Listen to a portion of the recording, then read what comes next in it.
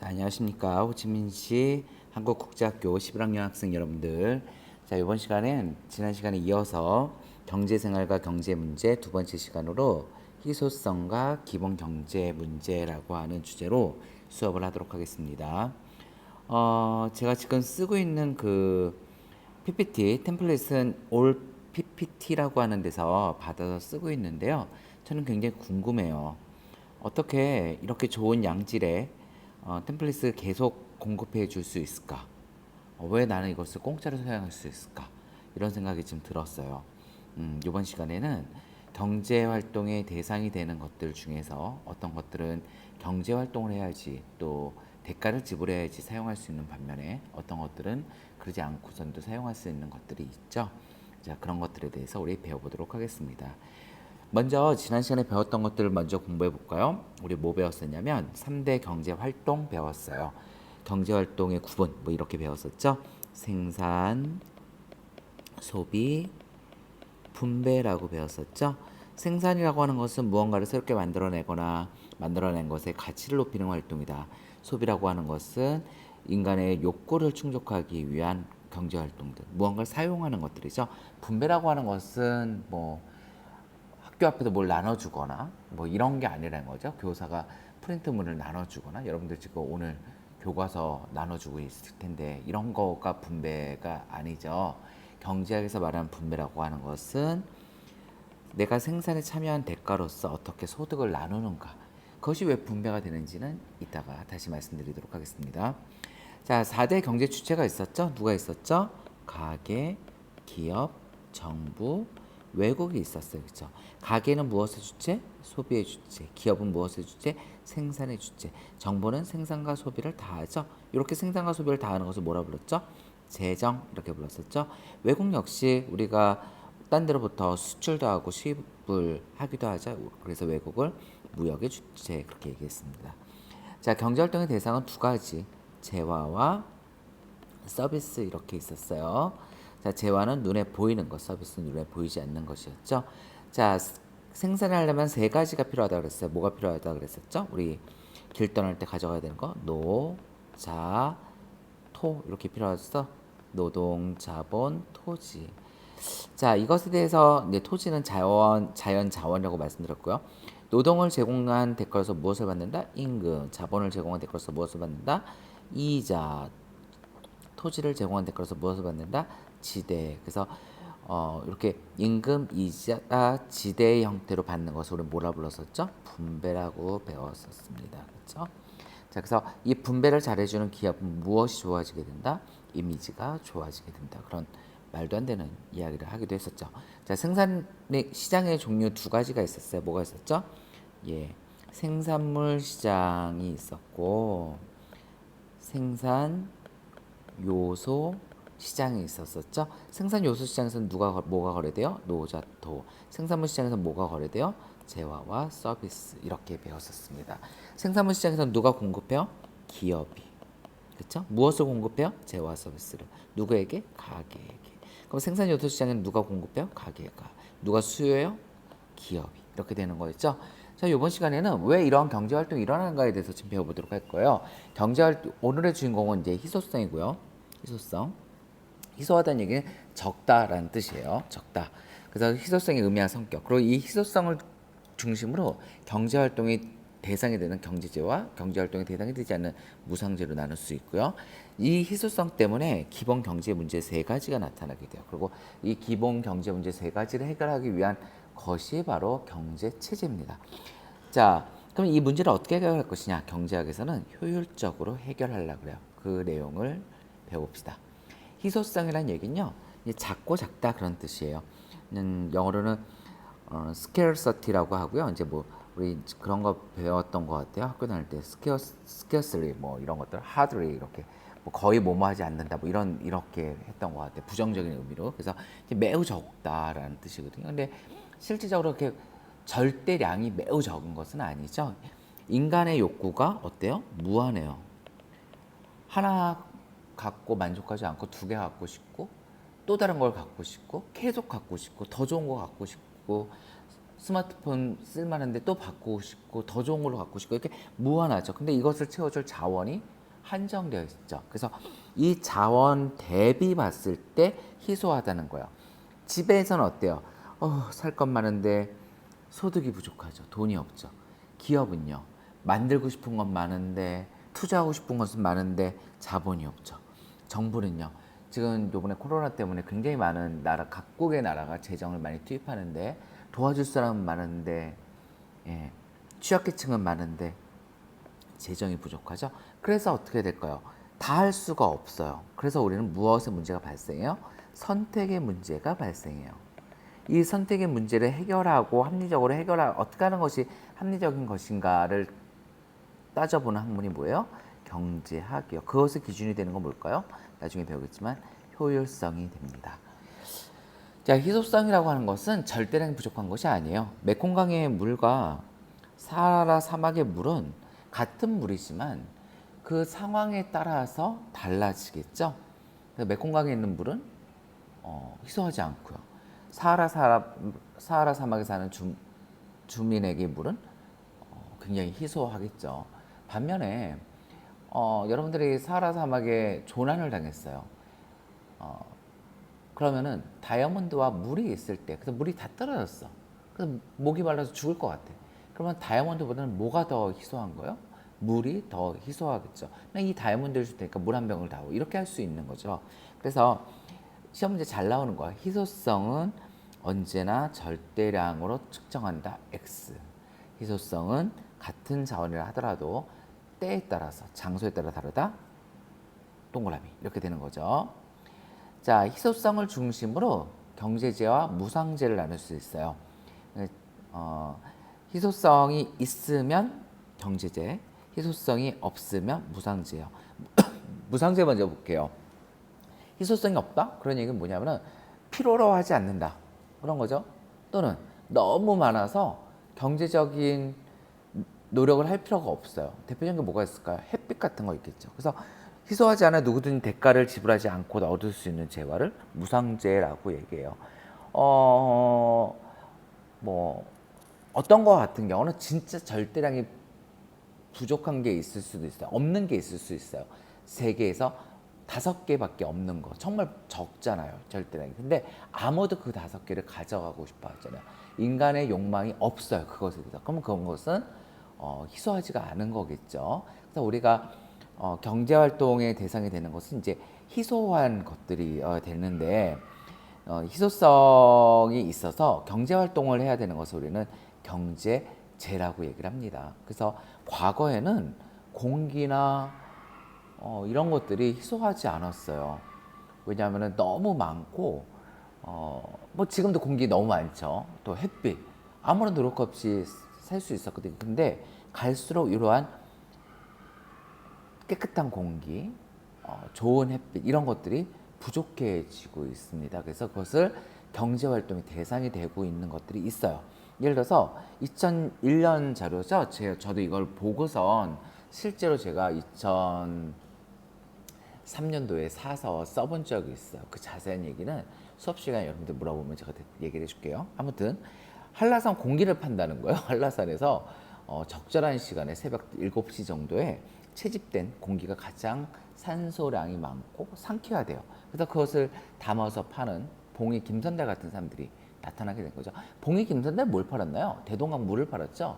근데 그 지금 물 파는 거 지금 미국에서 코로나 때문에 사재기가 유행할 때 가장 많이 사는 것이 생수와 화장지라 그래요.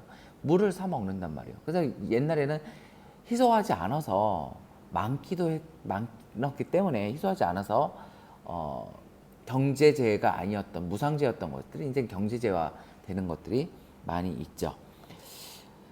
교실의 공기는 무상재겠죠. 우리가 돈 내고 사는 게 아니니까요. 근데 교실의 공기는 바깥 공기랑 좀 다른 것 같아요. 일단 호치민 같은 경우는 더 시원하죠.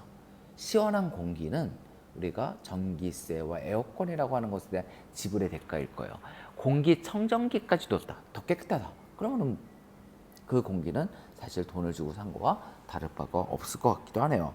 집에 들어오는 햇빛은 정말 무상재겠네요. 그렇죠? 근데 이 햇빛과 또 앞에 있는 전망을 돈을 주고 사기도 해요. 우린 그것을 뭐라 불러요? 조망권이라고 불러요. 그렇죠? 일조권이라고 불러요. 이런 것들이 좋은 집은 다른 집보다 더 비싸게 팔리죠. 그래서 과연 이제 앞으로 무상제라고 할 수 있는 것들이 뭐 얼마나 있을까 그런 생각이 들어요. 근데 반면에 그 인터넷이 발달하게 되면서 무상제가 늘어나는 것 같기도 해요. 그렇죠? 우리가 유튜브 돈 내고 볼 수도 있지만은 그냥 무상으로 다운받아서 볼 수 있고요. 많은 소프트웨어 회사에서 무료로 어떤 프로그램을 공급해 주기도 하잖아요. 그렇죠? 우리는 그런 것에 대해서 대가를 지불하지 않죠. 대가를 지불하기도 하죠. 우리는 광고를 보니까 이제 그렇게 되면 경제제가 되지만 또 온전하게 완전 무료 배포하는 경우들도 있잖아요. 그래서 그런 온라인상에서의 무상제 같은 경우는 좀 증가. 또 결국은 그런 무상제가 결국은 경제제화 되는 경우가 많죠. 광고를 본 대가로서 내가 사용할 수 있게 되는 그런 경우도 많이 있으니까요. 아무튼 중요한 것은 그 기준이 무엇이다.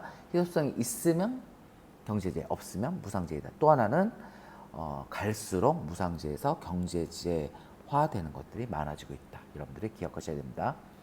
자, 세 가지 기본 문제 이거 외우셔야 돼요. 이거는 암기사항이에요. 자, 무엇을 얼마나 만들까? 어떻게 만들까? 누구에게 분배할까? 요 세 가지인데요. 많이 여러분들은 한번 질문 대답 고민해 봤을 만한 질문이죠. 닭이 먼저일까? 달걀이 먼저일까? 에이, 닭이 알을 낳아야지 계란에서 달걀이 생기지. 아니지. 달걀이 커가지고선 닭이 되지. 이제 뭐 자연과학에서도 이렇게 논쟁이 되기도 했다 그러죠. 아무튼 뭐 당연히 알이 먼저다 이렇게 정리가 됐던 걸로 제가 기억을 해요. 근데 경제활동에서도 마찬가지예요.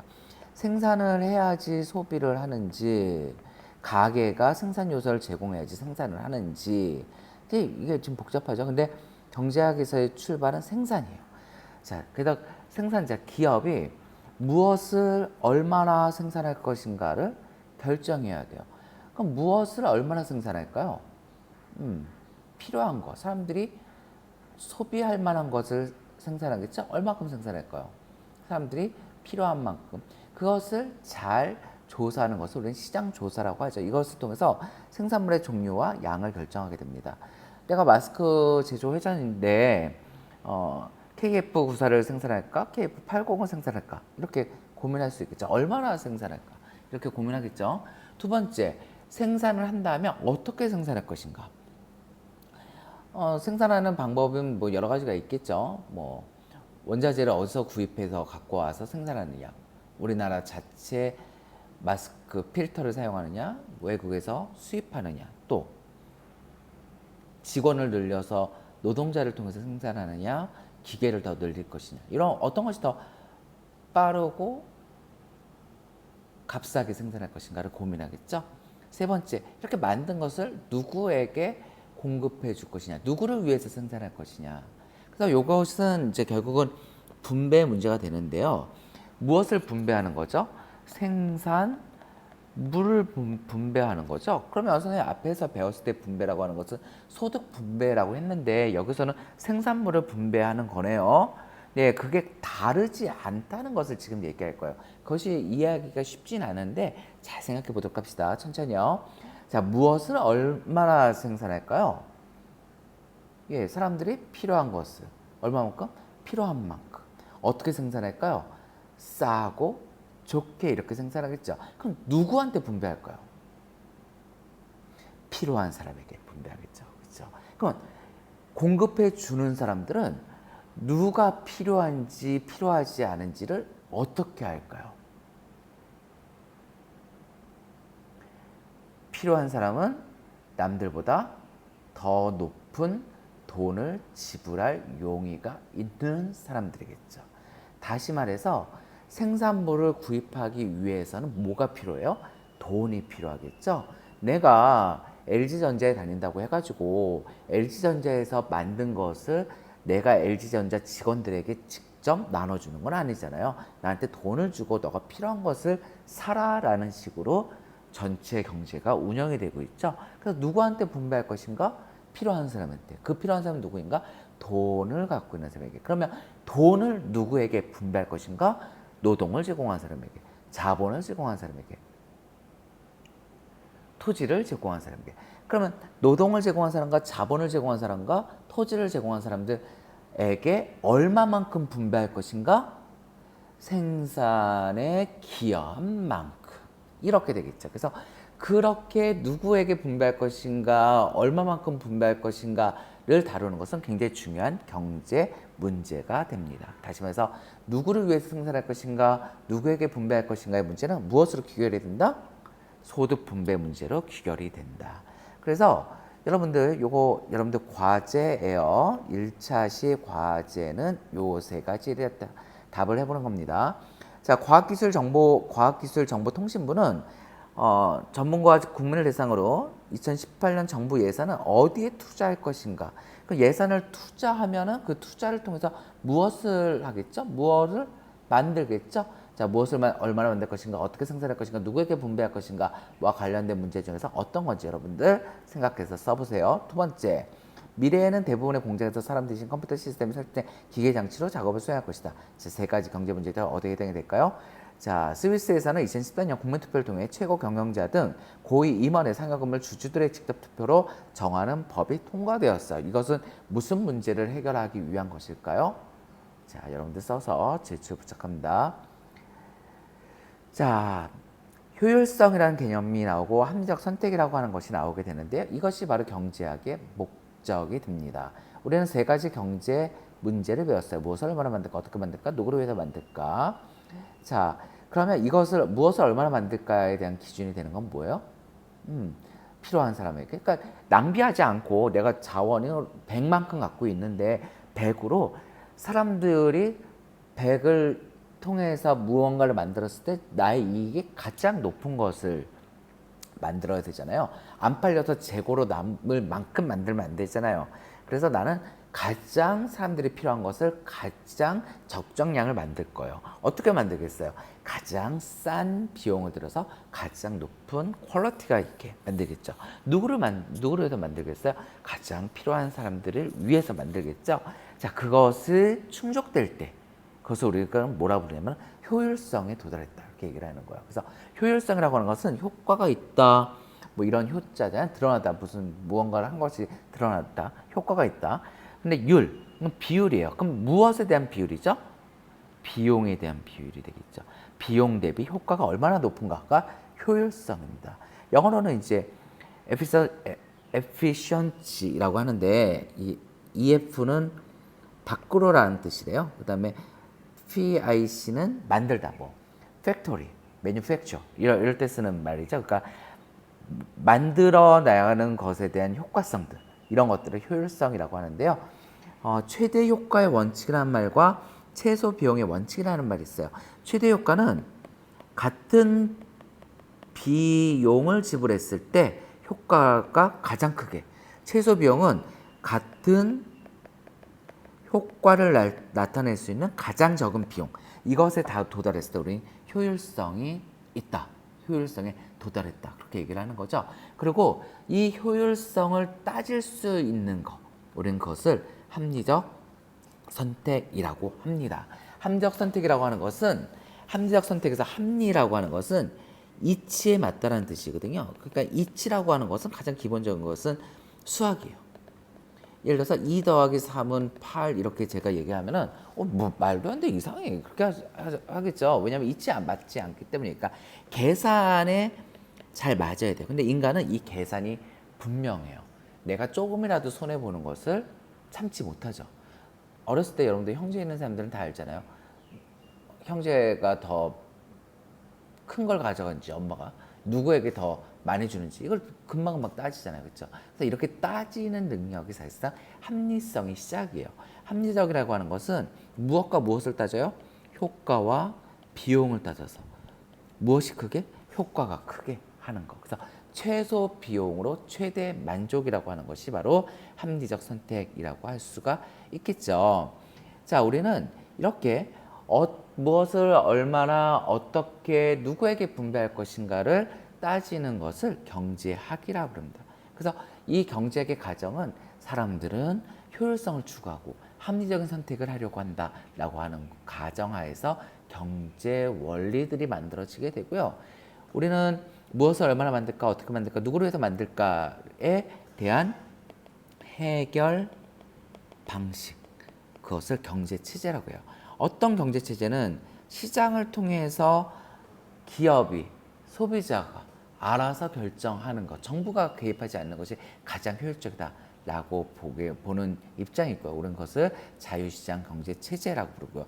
아니다. 그러다 보니까 불필요한 것들을 많이 만들기도 되고 실제 필요한 사람이 못 가져가기도 하고 정부가 개입해가지고 나눠주는 것이 바람직하다라고 하는 것이 계획경제체제고, 지금은 이 두 가지를 다 합친 혼합경제체제를 어느 나라나 다 도입해서 쓰고 있습니다. 자, 정부 역시 이제 바보들이 모인 집단이 아니잖아요. 그래서 정부도 효율성이 굉장히 중요하다는 것을 충분히 다 알고 있죠. 그런데 효율성만 추구하다 보면 이런 문제가 생길 수 있어요. 어떤 사람은 죽도록 뛰어다니면서 일을 하는데 얼마 못 벌고, 어떤 사람은 부모로부터 받은 돈이 많아가지고선 그 돈에다가 물만 잘 주면 적절한 투자를 하기만 하면 돈이 막 벌고 있고, 그래서 이 사람은 필요한데 살 수가 없고, 이 사람은 불필요해도 낭비하고 있고, 이런 경우가 발생할 수 있잖아요. 그래서 정부에서는 분배, 여기서의 분배는 뭐가 될까요? 앞에서 우리 자꾸 얘기했죠? 소득 분배겠죠. 이 소득 분배에 있어서의 합리적 선택을 할 때는 형평성이라고 하는 거, 이퀄리티라고 하는 거, 이 부분이 굉장히 중요하게 다뤄지게 됩니다. 만약에 형평성이 깨져서 어떤 새가 효율성이라고 하는 날개로만 난다고 한다면 그 새는 날 수가 없겠죠. 형평성이 있어서 가장 가난한 사람들부터 가장 부자까지 적절한 소비 생활을 하고 생산 활동을 할 때 그 경제는 잘 돌아갈 수 있을 것입니다. 그래서 정부는 합리적인 선택을 할 때 형평성도 고려해야 한다. 여러분들 기억해 주시기 바랍니다.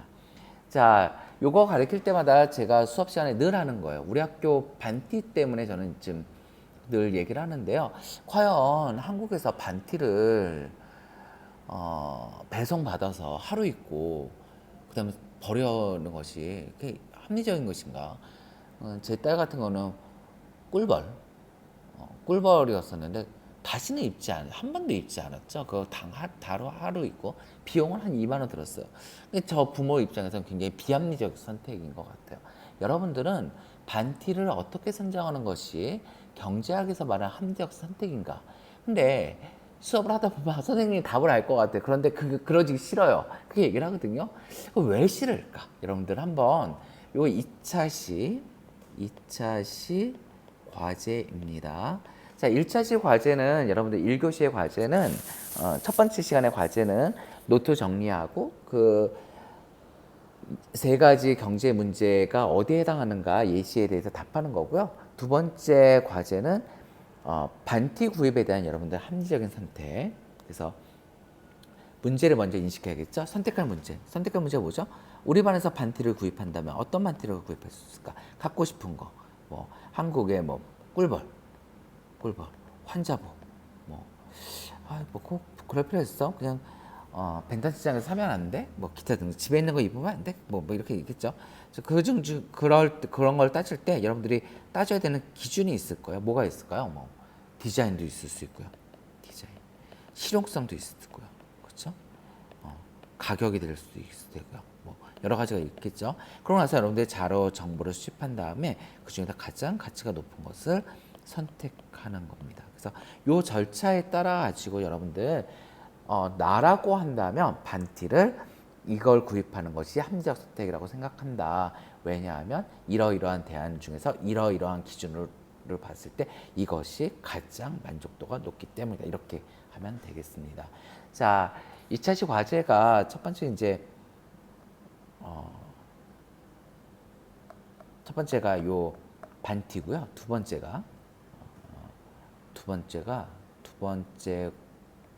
과제는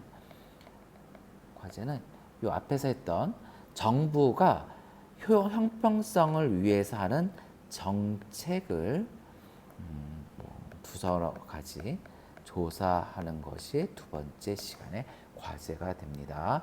여러분들 수고 많이 하셨습니다. 과제에 대해서는 제가 다시 안내하도록 하겠습니다. 좋은 주말, 여러분들이 보기에는 전 지금 주말에 만들고 여러분들은 한 주가 되겠네요. 좋은 한 주가 되시기 바랍니다.